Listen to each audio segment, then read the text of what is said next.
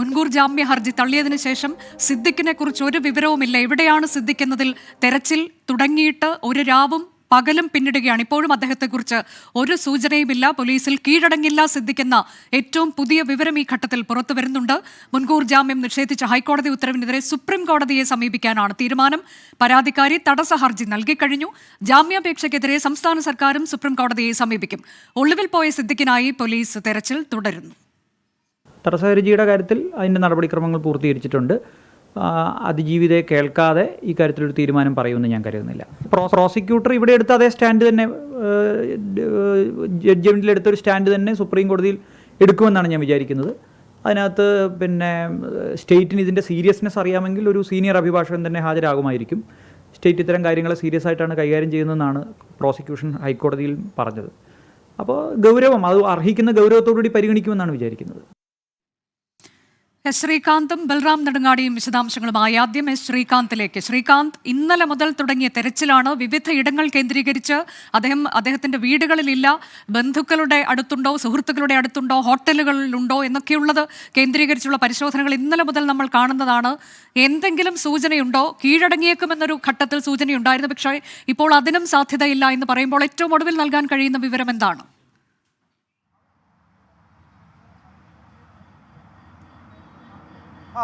നിലവിലിപ്പോൾ അനുജ ഏറ്റവും പ്രധാനപ്പെട്ട വാർത്ത പുറത്തു വരുന്നത് സുപ്രീം കോടതിയിലേക്ക് തന്നെ നീങ്ങാൻ തീരുമാനിച്ചിരിക്കുന്നു സിദ്ദിഖ് എന്നുള്ളതാണ്. മുതിർന്ന അഭിഭാഷകർ സിദ്ദിഖിന് വേണ്ടി സുപ്രീം കോടതിയിൽ ഹാജരാകും എന്നുള്ള വിവരം പുറത്തു വന്നിട്ടുണ്ട്.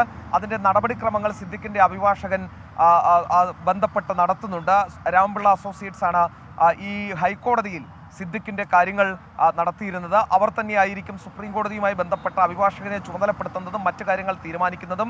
ടുഡേ ആയി മൂവ് ചെയ്യുന്നതിനുള്ള സാധ്യത ഇപ്പോൾ കാണുന്നില്ല. കാരണം അത് ഒരു പക്ഷേ കോടതി എൻ്റർടൈൻ ചെയ്തില്ലെങ്കിൽ അത് വലിയ ബുദ്ധിമുട്ടാകും. അങ്ങനെയെങ്കിൽ കുറച്ച് സമയം എടുത്തായിരിക്കും അതിൽ കാര്യങ്ങൾ മുന്നോട്ട് നീക്കുന്നത്. പക്ഷേ ഒരു കാര്യം ഇതിൽ കൂട്ടിച്ചേർക്കാനുള്ളത്, സിദ്ദിഖിനെ ഈ നിമിഷം വരെയും കണ്ടെത്താൻ പോലീസിന് സാധിച്ചിട്ടില്ല. പോലീസ് ഇരുട്ടിൽ തപ്പുന്നു എന്ന് വേണമെങ്കിൽ പറയാം. ഇന്നലെ 10:15 ഓർഡർ വന്നതിന് ശേഷം ഈ നിമിഷം വരെയും സിദ്ദിഖ് എവിടെ നിന്നറിയില്ല എന്നാണ് ഇപ്പോഴും പോലീസും SITയും പറയുന്നത്. സിദ്ദിഖിൻ്റെ മകനും ഭാര്യയും ഇന്നും ആലുവ കുട്ടമശ്ശേരിയിലെ വീട്ടിലുണ്ടായിരുന്നു. മകൻ ഇന്നലെ 2 തവണ അഭിഭാഷകരെ അവരുടെ ഓഫീസിലെത്തി കാണുകയും ഒക്കെ ചെയ്തതാണ്. പക്ഷേ പോലീസ് അവരെ ചോദ്യം ചെയ്യുന്നതിനോ അവരിൽ നിന്നും സിദ്ദിഖ് എവിടെയെന്ന വിവരം ശേഖരിക്കുന്നതിനോ ഇതുവരെയും തയ്യാറായിട്ടില്ല എന്നും മനസ്സിലാവുകയും ചെയ്യുന്നുണ്ട്.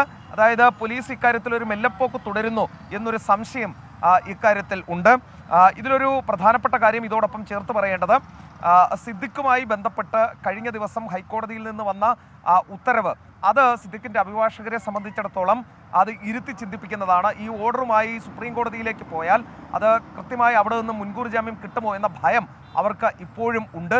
അത്ര കണ്ട് രൂക്ഷമായ വിമർശനമാണ് സിദ്ദിഖിനെതിരെ ഈ ഓർഡറിൽ ഇന്നലെ ഹൈക്കോടതി നടത്തിയത്, സിംഗിൾ ബെഞ്ച് നടത്തുകയുണ്ടായത്. ഈ പശ്ചാത്തലത്തിലാണ് ഇങ്ങനെയൊരു ആശങ്ക അവർക്കുള്ളത്. പക്ഷേ കീഴടങ്ങിയേക്കും എന്നുള്ള ചില വിവരങ്ങൾ ഇന്നലെ പുറത്തു വന്നിരുന്നു. പക്ഷേ അത് തള്ളിക്കളയുന്നുണ്ട് അഭിഭാഷകൻ. കീഴടങ്ങാൻ തൽക്കാലം സാധ്യതയില്ല, അത്തരത്തിൽ തന്നോട് പ്രതികരിച്ചിട്ടില്ല എന്ന് അഭിഭാഷകനും പറഞ്ഞിട്ടുണ്ട്. നടപടിക്രമങ്ങൾ ഏറെക്കുറെ, ഇത് ഡ്രാഫ്റ്റിംഗ് അടക്കമുള്ള നടപടിക്രമങ്ങൾ ഏറെക്കുറെ പൂർത്തിയായിട്ടുണ്ട്. അത് നമ്പറിട്ട് കോടതിയുടെ മുൻപാകെ എത്തണം എന്നാണ് പറയുന്നത്. അത് എപ്പോഴത്തേക്ക് എത്തും എന്നുള്ള കാര്യത്തിൽ സുപ്രീം കോടതിയിൽ ബാക്കി നടപടിക്രമങ്ങൾ ഇനി എന്താണ് എന്നുള്ളത് നോക്കിയേ പറയാൻ സാധിക്കുകയുള്ളൂ.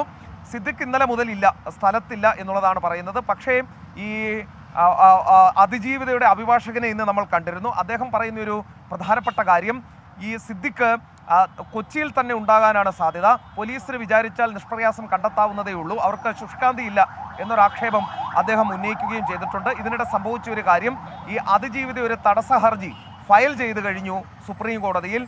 സിദ്ദിഖിൻ്റെ ഹർജി മുൻകൂർ ജാമ്യത്തിനുള്ള അപ്പീൽ അവിടെ വന്നാൽ തന്നെ കേട്ടതിന് ശേഷമേ അതിലേക്ക് കടക്കാവൂ എന്നുള്ളതാണ് ഈ പരാതിക്കാരിയുടെ ആവശ്യം. അതെന്താണ് ആ തടസ്സ ഹർജിയിൽ പറയുന്നത്? ഞാൻ ശ്രീകാന്തിലേക്ക് എത്താം. അതിന്റെ വിശദാംശങ്ങളുമായി ഇപ്പോൾ ബൽറാം നെടുങ്ങാടി കൂടിയുണ്ട്. ബൽറാം, ഈ തടസ്സ ഹർജിയിൽ തന്നെ കേൾക്കണം എന്നൊരു ആവശ്യം പ്രധാനമായും അതിജീവിത ഉന്നയിക്കുന്നുണ്ട്.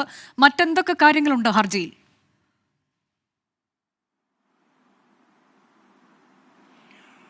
അനുജ, പ്രധാനമായും ഈ തടസ്സ ഹർജി ഫയൽ ചെയ്യുന്നത് ഈ അതിജീവിതയുടെ വാദം അത് കേട്ടതിന് ശേഷം മാത്രമേ സിദ്ദിഖിന്റെ മുൻകൂർ ജാമ്യാപേക്ഷയിൽ ഒരു ഇടക്കാല ഉത്തരവ് പുറപ്പെടുവിക്കാവൂ എന്നുള്ളതാണ്. ഇത്തരത്തിൽ നിയമ നീക്കത്തിനായി സിദ്ദിഖിന്റെ അഭിഭാഷകർ ഇന്നലെ വൈകിട്ട് തന്നെ നീക്കങ്ങൾ ആരംഭിച്ചിരുന്നു. ഈ വിവരം ലഭ്യമായ പശ്ചാത്തലത്തിലാണ് ഇത്തരത്തിൽ അതിജീവിത ഒരു തടസ്സ ഹർജി സുപ്രീം കോടതിയിൽ ഫയൽ ചെയ്തിരിക്കുന്നത്. സമാനമായ നീക്കം തന്നെ സംസ്ഥാന സർക്കാരിന്റെ ഭാഗത്തു നിന്നും ഉണ്ടായിരിക്കുന്നു. അഡ്വക്കേറ്റ് ജനറൽ ഡൽഹിയിൽ സർക്കാരിന്റെ സ്റ്റാൻഡിംഗ് കൗൺസിൽ നിഷേ രാജൻ ശങ്കറിനോട് തടസ്സ ഹർജി ഫയൽ ചെയ്യാനുള്ള നടപടികൾ സ്വീകരിക്കാൻ നിർദ്ദേശം നൽകിയിട്ടുണ്ട്. കൂടാതെ മുതിർന്ന അഭിഭാഷകരുമായി ഇതിനകം തന്നെ ആശയവിനിമയം നടത്തിക്കഴിഞ്ഞിരിക്കുന്നു എന്നാണ് ലഭ്യമാകുന്ന വിവരം എന്നുള്ളത്. സംസ്ഥാന സർക്കാരിന് വേണ്ടിയും ഈ തടസ്സ ഹർജിയുമായി മുതിർന്ന അഭിഭാഷകർ തന്നെയായിരിക്കും സുപ്രീം കോടതിയിൽ ഹാജരാകുക. രണ്ട് സീനിയർ അഭിഭാഷകരുമായാണ് ഇതുവരെയും ആശയവിനിമയം നടത്തിയിരിക്കുന്നത് എന്നാണ് ഈ ലഭ്യമാകുന്ന വിവരം എന്നുള്ളത്.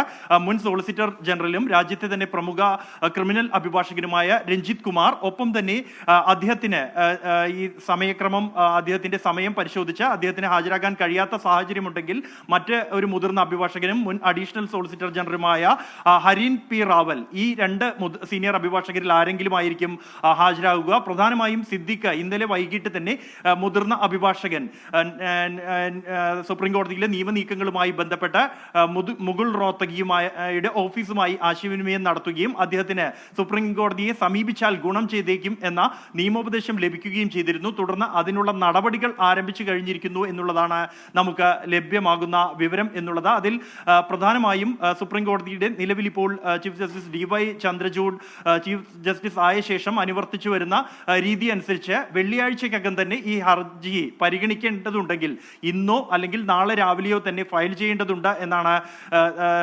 സിദ്ദിഖിന്റെ അഭിഭാഷകർ കണക്കാക്കുന്നത്. ഇതനുസരിച്ചുള്ള നീക്കങ്ങൾ ഉണ്ടാകും. അതേസമയം ഒരു തിരിച്ചടി സുപ്രീം കോടതിയിൽ നിന്നും ഉണ്ടാകരുത് എന്ന് കണക്കാക്കിയുള്ള നിയമനീക്കങ്ങളായിരിക്കും. ബൽറാം, ഈ തിരിച്ചടി ഉണ്ടാകാനുള്ള സാധ്യതയല്ലേ കൂടുതൽ? കാരണം ഈ കാലതാമസം എന്നുള്ളത് നിലനിൽക്കാത്തൊരു വാദമാണ്. അത് സുപ്രീം കോടതിയുടെ തന്നെ മുൻകാല വിധികൾ ചൂണ്ടിക്കാട്ടിയാണല്ലോ ഇന്നലെ ഹൈക്കോടതിയിൽ നിന്ന് മുൻകൂർ ജാമ്യ ഹർജി തള്ളിക്കളഞ്ഞത് സിദ്ദിഖിന്റെ. അപ്പോൾ ഈ ഒരു കാര്യം ഉന്നയിക്കുമ്പോൾ അത് എത്രത്തോളം നിലനിൽക്കുമെന്നുള്ളതാണ്. എത്ര മുതിർന്ന അഭിഭാഷകൻ വാദിച്ചാലും അതിനുള്ള സാധ്യത എന്താണ് എന്നതാണ് നിയമജ്ഞർ നൽകുന്ന സൂചന.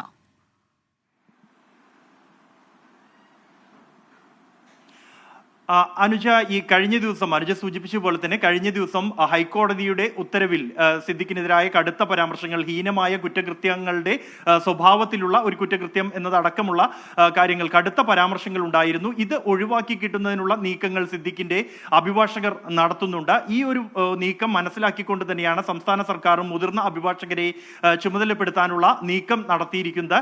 അനുജ സൂചിപ്പിച്ച പോലെ തന്നെ ഇത്തരത്തിൽ ഈ സുപ്രീം കോടതിയുടെ തന്നെ മുൻ വിധികൾ ഉൾപ്പെടെ പരാമർശിച്ചുകൊണ്ടുള്ളതാണ് ഹൈക്കോടതിയിൽ നിന്നുള്ള ഉത്തരവ് എന്നതുകൊണ്ട് തന്നെ എളുപ്പത്തിൽ ജാമ്യം ലഭിക്കുക എന്നുള്ളത് സാധ്യത കുറവുള്ള ഒരു സാഹചര്യം തന്നെയാണ്. അതേസമയം സാധ്യമാകുന്ന മുഴുവൻ നീക്കങ്ങളും നടത്തുക എന്നുള്ളതാണ് സിദ്ദിഖിന്റെ അഭിഭാഷകർ ഇതിലൂടെ ലക്ഷ്യം വെക്കുന്നത്.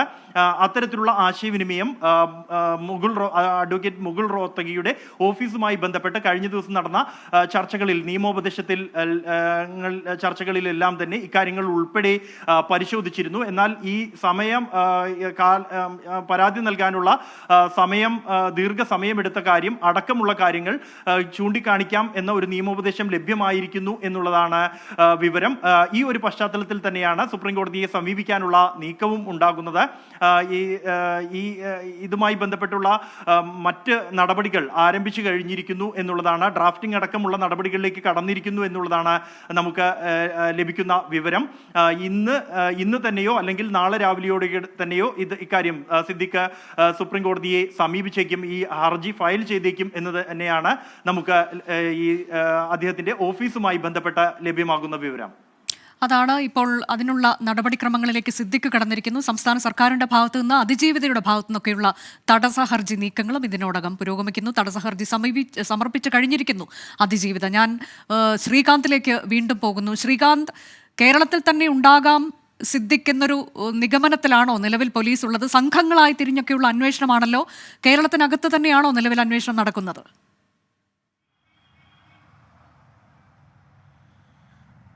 നിലവിൽ സിദ്ദിഖ് കേരളത്തിൽ തന്നെ ഉണ്ട് എന്നൊരു നിഗമനത്തിലാണ് പോലീസ് ഉള്ളത്. അതിനാൽ തന്നെ ആ രീതിയിലുള്ള അന്വേഷണമാണ് ഇപ്പോഴും മുന്നോട്ട് പോയിക്കൊണ്ടിരിക്കുന്നത്. ഏറ്റവും പ്രധാനപ്പെട്ട കാര്യം നിലവിൽ സിദ്ദിഖിനെ സംബന്ധിച്ച് പോലീസിന് കൃത്യമായ വിവരങ്ങളൊന്നും തന്നെ ഇല്ല എന്നുള്ളതാണ്. പരമാവധി സിദ്ദിഖിനെ സംബന്ധിച്ച വിവരങ്ങൾ കിട്ടുന്നതിന് വേണ്ടി സിദ്ദിഖിൻ്റെ സുഹൃത്തുക്കൾ, ബന്ധുക്കൾ, കുടുംബാംഗങ്ങൾ, സിദ്ദിഖ് പോകാനിടയുള്ള സ്ഥലങ്ങൾ എല്ലായിടത്തും പരിശോധന നടത്തി എന്നാണ് പോലീസ് പറയുന്നത്. പക്ഷേ ഇപ്പോൾ നിലവിൽ അവർ ഏറെക്കുറെ ഈ തെരച്ചിൽ അവസാനിപ്പിച്ച മട്ടാണ് എന്ന് വേണമെങ്കിൽ പറയാം. കാരണം സുപ്രീം കോടതിയിലേക്ക് സിദ്ദിഖ് പോകുന്നു എന്ന് മനസ്സിലാക്കിയതിൻ്റെ അടിസ്ഥാനത്തിൽ പോലീസിൻ്റെ ഭാഗത്തു നിന്നും എന്തെങ്കിലും നീക്കങ്ങളുണ്ടോ എന്ന ഈ ഘട്ടത്തിൽ പറയാൻ കഴിയില്ല.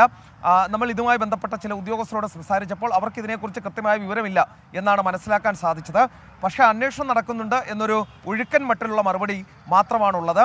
എന്തായാലും കാത്തിരിക്കാനായിരിക്കും ഒരു പക്ഷേ പോലീസും തീരുമാനിക്കുക. സുപ്രീം കോടതിയിലെ തീരുമാനം എന്താകും എന്നറിയാൻ ഇനി അധികം കാത്തിരിക്കേണ്ടി വരില്ല. ഈ ഹർജിയുമായി ബന്ധപ്പെട്ട ഡ്രാഫ്റ്റിംഗ് ഒക്കെ കഴിഞ്ഞു. നടപടിക്രമങ്ങൾ സുപ്രീം കോടതിയിലേക്ക് എത്തുകയും ചെയ്തിട്ടുണ്ട്. അത് നമ്പറിട്ട് ഏത് ബെഞ്ചിന് മുൻപാകെയാണ് എത്തുന്നത് എന്നതടക്കമുള്ള കാര്യങ്ങൾ ഇനി അറിയേണ്ടതുണ്ട്. അതറിഞ്ഞാൽ മതി. അതിനുശേഷമായിരിക്കും ഇക്കാര്യത്തിൽ തുടർ നടപടികൾ ഒരു പക്ഷേ പോലീസിൻ്റെ ഭാഗത്തുനിന്നും ഉണ്ടാകാനും പോകുന്നത്. സിദ്ദിഖ് എന്തായാലും കൊച്ചിയിലുണ്ട് എന്ന് വിശ്വസിക്കാനാണ് ഈ വാദിഭാഗത്തിന് താല്പര്യം. അവർ പറയുന്നത് പോലീസിന് ശുഷ്കാന്തിയില്ല എന്നുള്ളതാണ്. അതാണിപ്പോൾ കേരളത്തിൽ തന്നെയുണ്ട് എന്നൊരു നിഗമനത്തിൽ, അതും കൊച്ചിയിൽ തന്നെയുണ്ട് എന്നൊരു സൂചനയൊക്കെ ഉണ്ട്. ആ തരത്തിലേക്ക് അന്വേഷണ സംഘം തെരച്ചിൽ നടത്തുന്നുണ്ട്. പക്ഷേ ഒരു സൂചനയും അദ്ദേഹം എവിടെയാണ് എന്നതുമായി ബന്ധപ്പെട്ട് ഇതുവരെ ലഭിച്ചിട്ടില്ല. സുപ്രീം കോടതിയിൽ ഹർജി നൽകുന്നതിന്, അപ്പീൽ നൽകുന്നതിനുള്ള നീക്കങ്ങളിലേക്ക് അദ്ദേഹം കടന്നിരിക്കുന്നു. ഏറ്റവും മുതിർന്ന അഭിഭാഷകരുമായി ഈ വിഷയത്തിൽ ചർച്ച നടത്തുന്നു. ഏത് തരത്തിലേക്ക് ഹർജി സമർപ്പിച്ചാൽ അനുകൂലമാക്കാം എന്നതിലൊക്കെയുള്ള ചർച്ചകൾ, നിയമോപദേശങ്ങൾ അദ്ദേഹത്തിന് ലഭിച്ചിട്ടുണ്ട് എന്ന വിവരമാണ്. അതുവരെ കാക്കുക കീഴടങ്ങുന്നതിന് മുൻപായി എന്നതിലേക്ക് സിദ്ദിഖ് എത്തിയിരിക്കുന്നു എന്ന് വേണം അനുമാനിക്കാൻ. ഒപ്പം തന്നെ അതിജീവിത തടസ്സ ഹർജി സമർപ്പിച്ചു കഴിഞ്ഞു. സംസ്ഥാന സർക്കാരും സുപ്രീം കോടതിയിലേക്ക് നീങ്ങുകയാണ്.